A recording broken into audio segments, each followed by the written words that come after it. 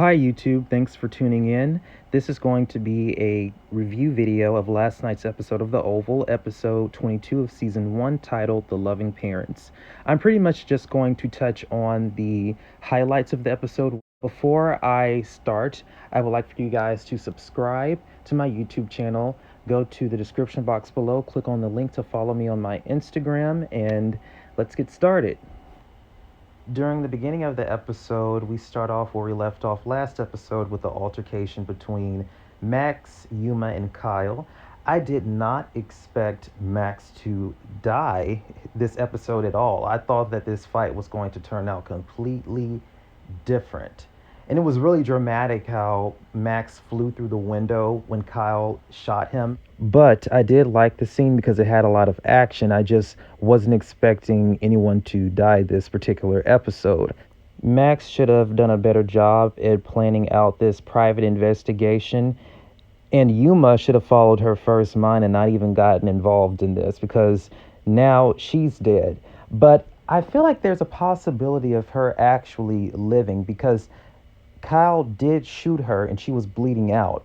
But I don't remember I don't remember Kyle shooting her again. If he did, I must have blinked or something because I only remember Kyle shooting Max this episode. I don't remember Kyle shooting Yuma again. But if he did, then she's probably dead because she was already bleeding out. Someone comment below and confirm if whether or not he shot Yuma this episode. So now we're at the White House, and Victoria is very upset because Gail won't open her door.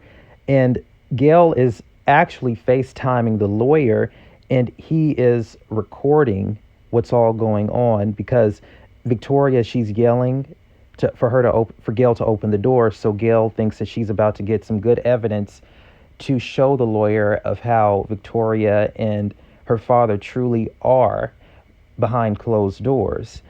But when Victoria gets a sledgehammer, it was right around the time when Donald was told by his assistant Alvin that Gail was on a conference call with the lawyer. So when she finally gets the sledgehammer that she requested for and she's walking towards Gail's room, Donald and his assistant Alvin, they're also walking towards Gail's room. And that's when they see that Victoria has a sledgehammer and Donald gets really concerned. And the reason I feel like this was a moment when Donald was actually trying to protect Victoria because, like I said, Gail was on a conference call with the lawyer. So if Victoria would have broken down the door and possibly hurt Gail or even killed her, then that would have been perfect evidence for Gail to provide to the judge and the lawyer of what she has to deal with at home on an everyday basis. But Victoria is very stubborn, so she wasn't listening to anything that Donald was saying. However, Donald manages to get Victoria's attention when he snatches the sledgehammer out of her hand. And he was really assertive with Victoria. He called her a fucking fool. And Victoria, she was caught off guard. She was like, who in the hell? And then that's when Donald, he was like, listen. And then who in the hell you think you're talking to? You could actually hear Victoria's voice crack because no one has ever talked to her like that before.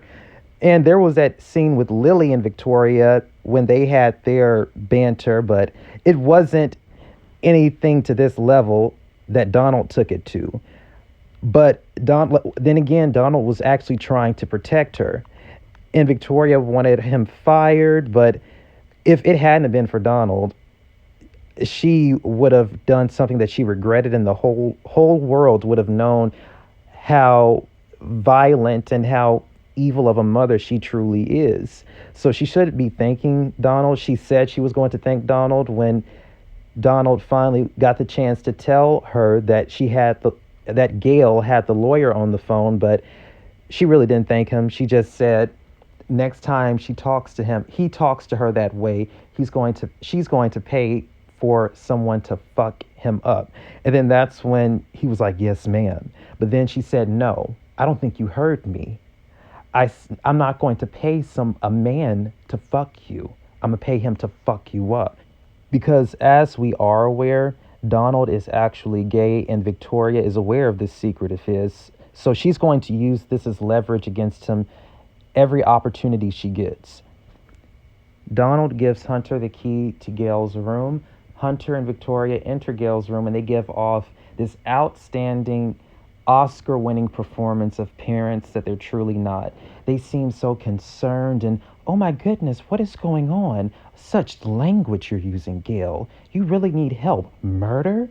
Murder your boyfriend? That never happened. These stories you're always coming up with. What is going on? You have to stop with these lies.